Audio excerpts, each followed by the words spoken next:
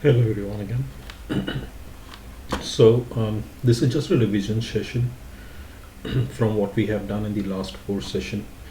Uh, in fact, the last five session out of the six sessions. So this is I'm just creating it as a revision.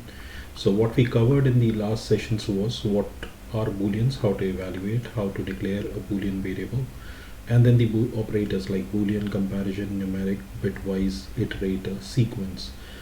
So everything that I'm talking about is there in this Kaggle file. The link I'm highlighting here is also being shared in my YouTube channel. If you go there, you can see it in the comment. You will be able to see the Kaggle code there, and you will be able to see all the examples starting from the Boolean, then to the comparison, and I'm writing down these tables as well to show you what are the comparison operator. Then numeric as well, where we have plain integer, long integer, floating, points, and complex. I was not able to use long, might be because of the different version that I was using. Besides that, there are examples for each one of those function of those operators. Then we talk about bitwise. So these are the bitwise operators, examples of those. And similarly iterators, which can help you in looping through the to the iterator object like list, tuple, string, dictionaries. And then the sequence is usually the string or list that we are talking about. So I've shown you the example of both of them. Similar to this, I've also created some posts in which you can see all the tables and the other things related to it. And there are links from where I've taken the reference. So here I'm giving you the links of the YouTube videos. Here I'm giving you the link for the Kaggle code, and I'm also giving you the links for from the reference that I've learned from W3 schools or Python. And I've just watched a couple of sites as well in the Google search for creating those examples. So this is what we started with. We said how to create Kaggle account, Python, what is Python, and what we have done is we have completed till sixth topic till now. Now we'll be working on the remaining ones, and I'll keep on trying to put in the documentation and keep on adding the videos as much as I can.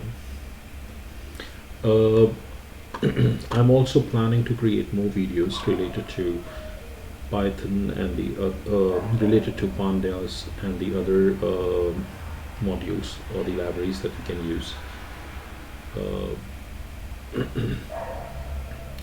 Let's see how we can work on and how we progress.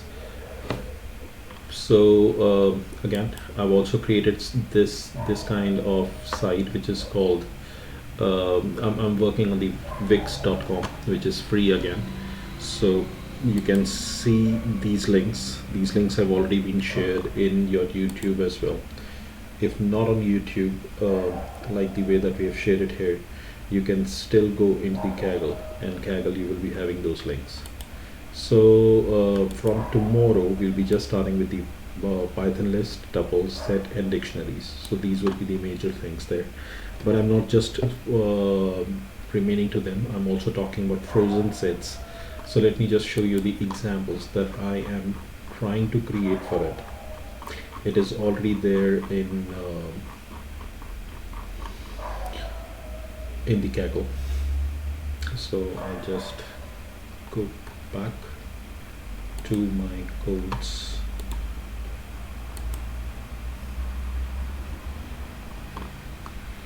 And I'll click on my work so that I can reach to my code. So this is the Python collection types that I'm working on. In this we are talking about list, we are talking about tuples, we are talking about sets, frozen set, and dictionaries. And what I'm planning to do further is give you some assignments or help you create some assignments, but not initially. I'll be working on them once we have completed some more part where we have completed list, tuple, sets, dictionaries, and the other things related to it.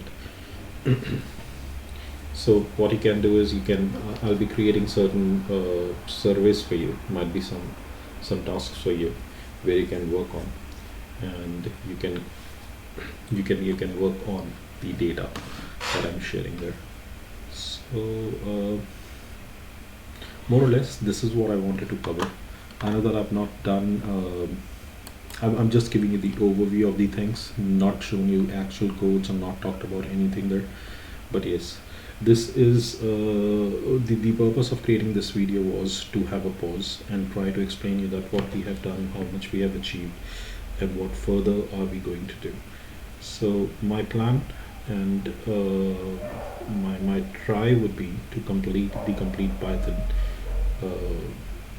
within within the time range. For example, because we are on 7 to 17th, so I'm saying that let's just try to complete it in 22 days from today and see how we progress. So that's all that I have. If you have any questions, you can still write down to me on YouTube. You can in YouTube you have my email address as well, and I'll be happy to help. So with that, I come to the end of this session today as well, and I hope we have moved a bit forward in our learning. With that, I thank you for watching and hearing me, and have a good day. Bye bye.